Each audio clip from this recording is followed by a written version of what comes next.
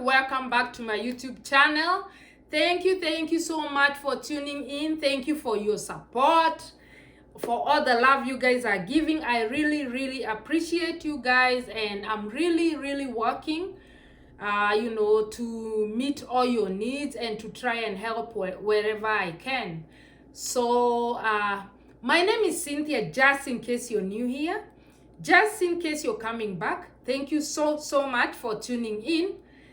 And don't forget, for the newbies, please consider subscribing so that we may be able to grow our audience, and we may be able to reach out more people. And the more people we reach out, the more we get to help each other, right? We all get to help each other, get the word out there. It may help someone. You never know who you're going to reach, but it may be of help to someone in dire need, right? So yeah, please consider subscribing and share this video with your friends, family, anywhere, cousins. Just share. Thank you so much, guys. So straight to today's topic. Today's topic is going to be why most marriages fail while abroad. Sometimes when people move from back home, wherever it may be, maybe you're from India, Turkey, Africa, wherever you guys come from, and then you move abroad with your family, or maybe you invite your spouse over, your husband over, or your wife over. Sometimes marriages fail. So from hearing from other people's experiences and seeing what is happening, we see it all the time on the news. This happened, it is very sad. So I thought, why not? Let me address this issue. And then I'm married myself, so just give some experiences of what I know and what I've, experiences from other people, right? So number one, social media pressure. On Facebook, on Instagram, on Twitter, when you guys are abroad, most of the time, because most of the communication is done via social media to your family back home.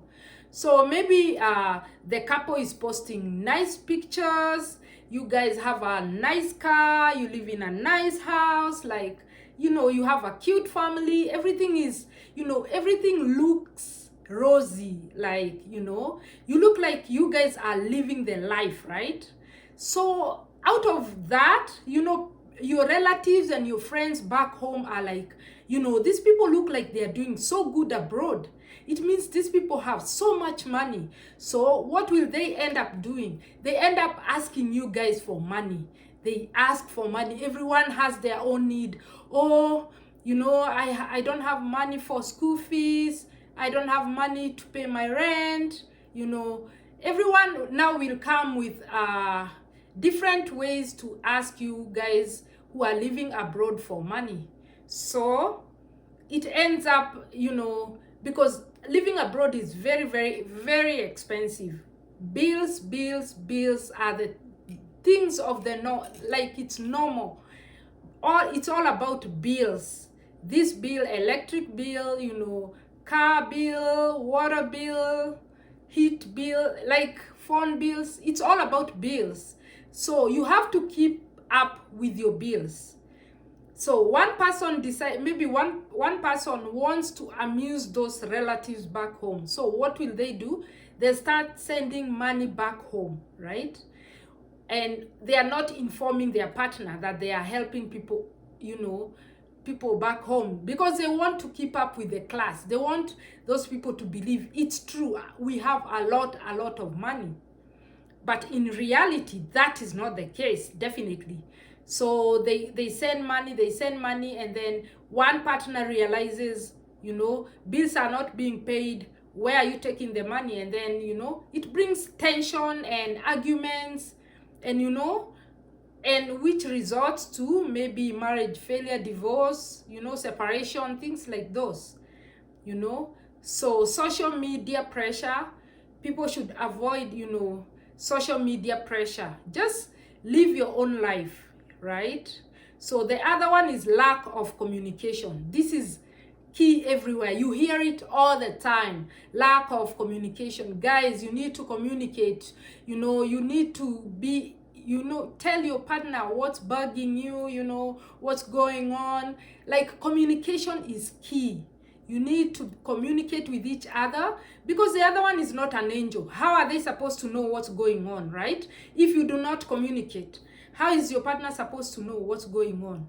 So you need to communicate, just to be on the same page, right?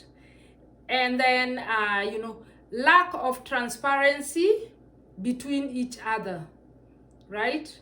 Maybe someone decides, you know what, I'm gonna buy my own property back home and not tell my partner, right? You know, that is lack of transparency. You're not, you know, you are not open to your partner. You're not telling them the truth. So maybe you're investing back home and your partner does not know, and that brings in tension, because they wonder, okay, we are here together. So if you're investing somewhere else and not telling me, so it means you have your own plans, exit plans, right? So you're not in here 100%, right? So of course that brings in tension and you know, arguments and stuff like that. Another thing is lack of quality time. So because here it's all about the rat race, where you go to work, come, sleep, repeat, go to work, you know, come home and sleep, and tomorrow do the same thing. It's like a rat race. So sometimes you people are working opposite shifts. Maybe someone is in the morning, the other is in the night. And you guys are not sitting down to say, you know, this is going to work this way. We are going to commit this day as our day to be together, to spend together as a family, to spend together as a couple. You're not being strategic. You need to strategize. Okay, we are going to be having this specific day as our me time, our own time, the couple time, or our family time. You need to strategize intentionally and say, you know what, we are not gonna let this catch up with us. We are going to make sure that we select a certain day, you know, as family time, a certain day as our own couple time, stuff like that, you know. Lack of spending time, because most of the time you end up spending, you know, most of your time at work. You are with your colleagues right there. So since you're spending so much time at work, and then yeah, you're not spending enough time with your spouse or with your kids, you know, it becomes a problem. Another thing is women rights.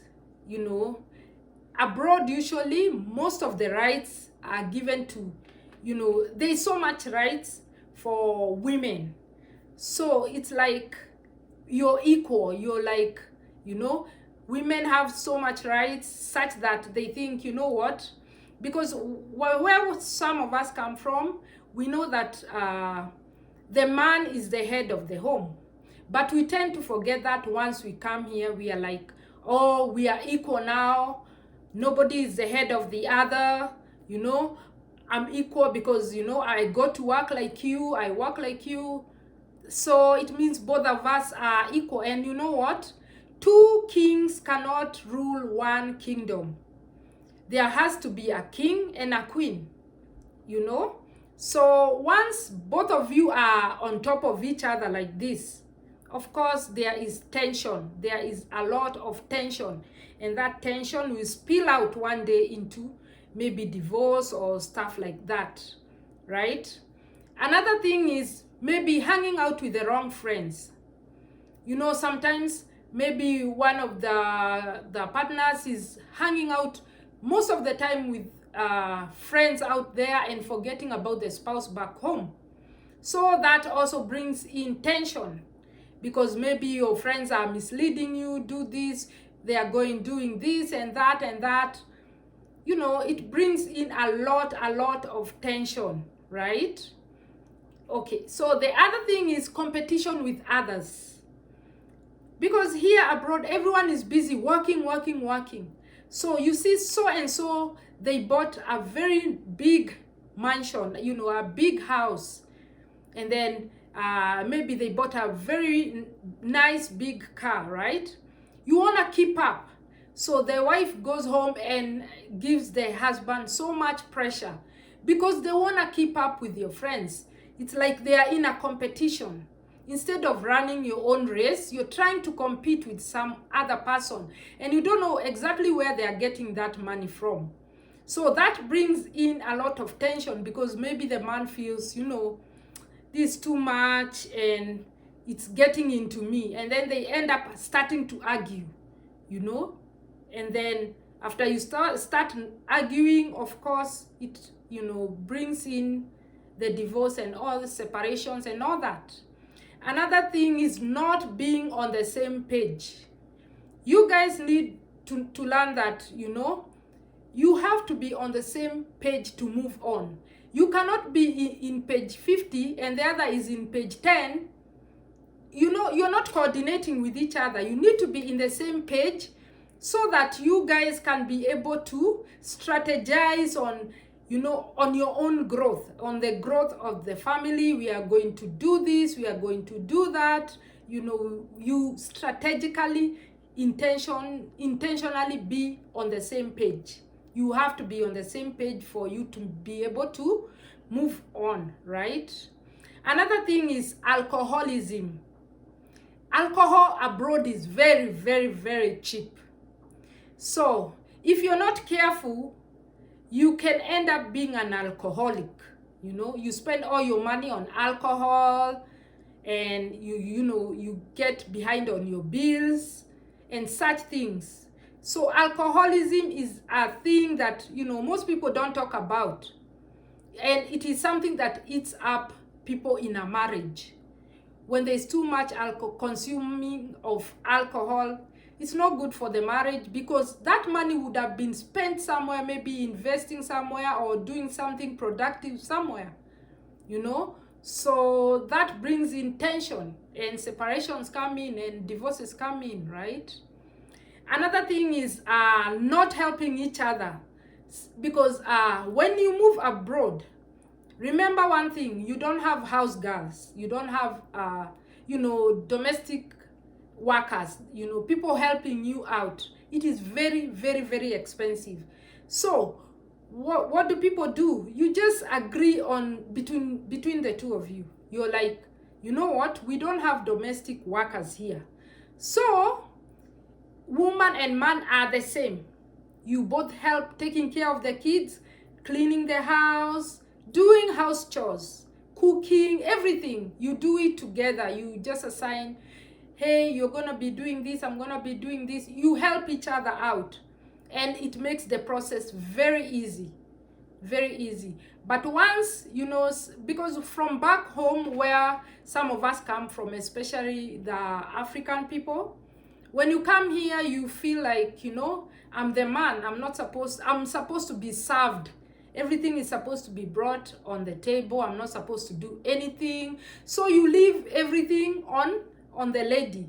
And then she feels overwhelmed.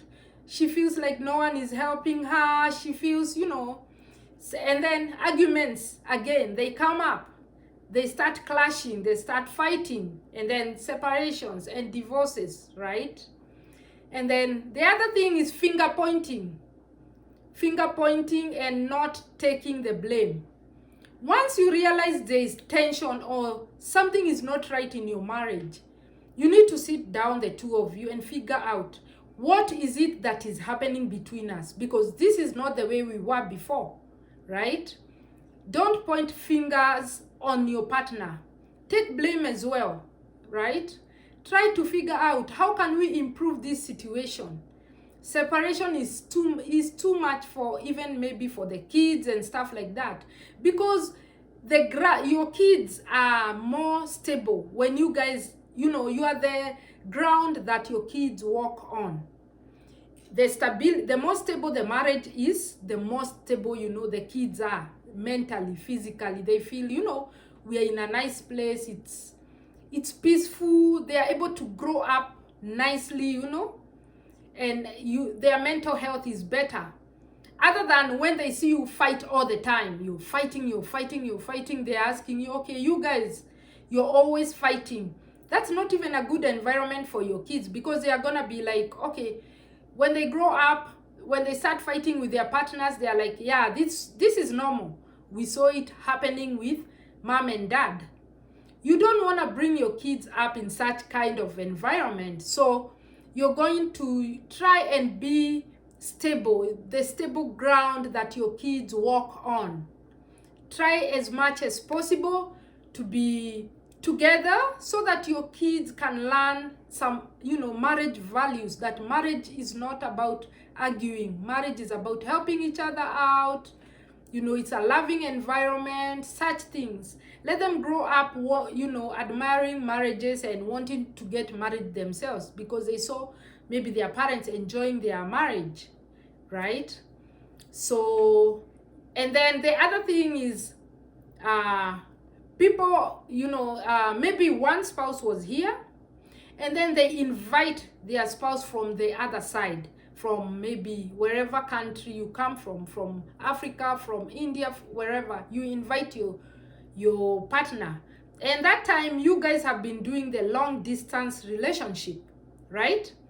So you guys have been doing a long distance relationship, which means you've not been together for long. Once you come in, maybe your partner was with you because they wanted to come over to maybe the USA, to Canada, to wherever. They wanted, their main purpose was to come over there. They didn't love you, they didn't like you for anything.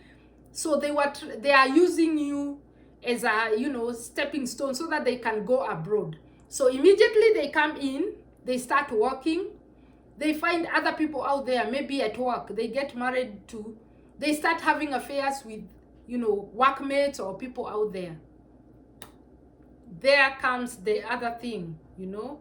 That's when now people start fighting and all these things that happen. The arguments come up because someone was not honest enough to tell you that, okay, I don't love you, just maybe find someone from wherever country you are coming from, or date someone else. So it's like you are using them. And that's why the man or the person will get very, very angry once they realize that you are using them just to come over here, and now you're here, you're dating other people, you know. It is, yeah, actually it's very unfair for the spouse who invited you. You should have been honest, yeah. So the other thing is, ladies, or yeah, one spouse earning more than the other. That is, you know, it brings a lot of tension when one spouse earns more than the other, especially the ladies. When the lady earns more than the man, so the man feels like, you know, they are not the head anymore. Their ego has been crushed. You know, they are not the main provider. So if you don't sit down and agree, you know, I know I'm earning more than you, but we are gonna make this work. My money is your money. We can make this work. Let's not look at, I'm earning too much, I'm earning more than you. Let's look at this bracket as a blessing. Let's use this money to grow our family together. You strategically say that, you know what, this will not let us be divided. This, in fact, we can use it as an avenue to grow ourselves. So see, that way, and that way the people are, both couples are able to come to an agreement and say that we shall not let this come in between us. We shall let this, you know, grow us as a family, as a couple, you know. So once ladies are earning too much, guys, don't forget about, you know, your spouse. Just sit down, agree, and see this money as your own money, just as your family money, not your own money, your family money. Don't let it, you know, because the lady will feel like, yeah, I'm earning more than you, so I should be the head of the home. You know, they start to think and to feel like they are on top of the other. And of course, the man being the man, they always want to be, you know, the head of the house. The tensions come in, the divorces come in, right? So the lady earning more is usually a big problem. Okay, then being in a foreign territory, you know, once you move abroad, you're in a foreign territory. Everything is new, environment is new, culture is new, food is new. You know, you don't have that network from back home. Your friends were so close to you, your family members were so close to you, you could run here and there. Once you're abroad, it's like you're yourself now, by yourself in a foreign land, which, you know, it's a culture shock. Where you get the culture shock, you know, you don't know where to turn to, you don't know where to go. So you need to bring your spouse together and, you know, figure out that, you know, you are now my family, because my family is back home. Let's make this work. Let's not make this culture shock affect us, right? So that is also another factor, because you're lacking that network, that familiar network that you used to have each and every day, or anytime you want, you just run to your friend's place. Because living abroad, you have to call someone and tell them, hi, I'm gonna be coming on Saturday, I'm gonna be coming on Sunday, because you don't know their schedule. You don't know, maybe they are working, maybe they are busy doing something else, because everything runs on a schedule here. It's not like back home where you just pop into someone's house, especially in the evening. They are gonna be there definitely. Most of the time they are gonna be there. Here, some people work in the evening shift, right? So it's just being strategic and, you know, tell your partner, you know, we have to make this work. Sit together, agree, and then it's easier that way. You're able to move on, you're able to familiarize with your situation, right?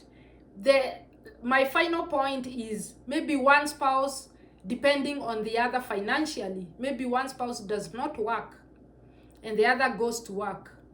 Abroad, it is very, very difficult, and I'm yet to be convinced that one paycheck is enough for the whole family.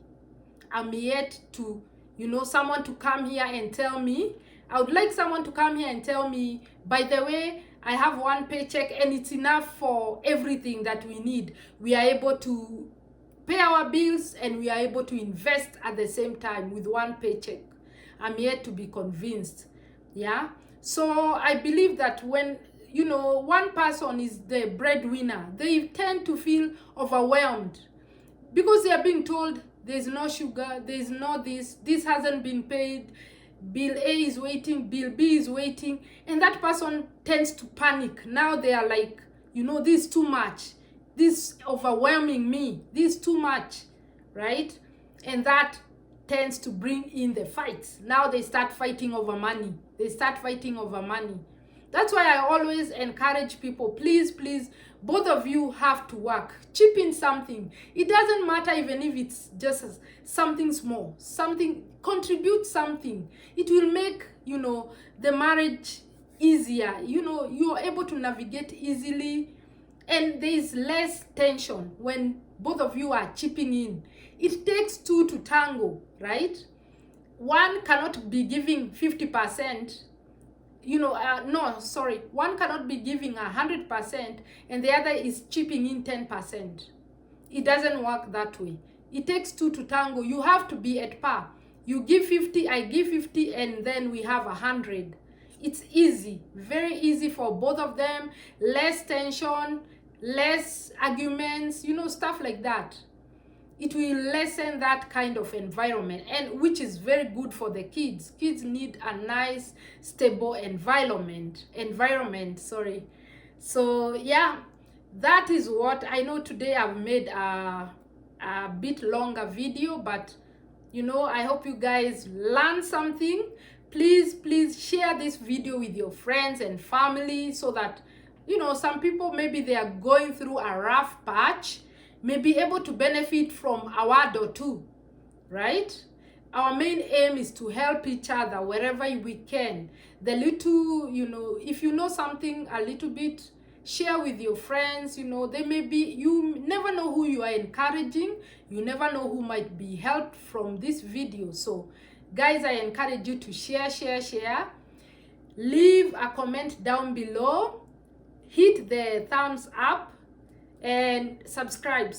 Don't forget, guys, to subscribe so that we may grow our audience. We may be able to reach more people and have our word out, right? We don't want to just have our words inside and not helping other people. Sharing is caring. When you share, you care about other people. You care about the other person, which is a very good thing. We create a positive impact on other people's lives, which is our happiness. When you're helping someone, you're creating a positive impact on society. So thank you so much, guys. Just see you on the next video. Don't forget to subscribe, like, and comment. See you on my next video. Bye.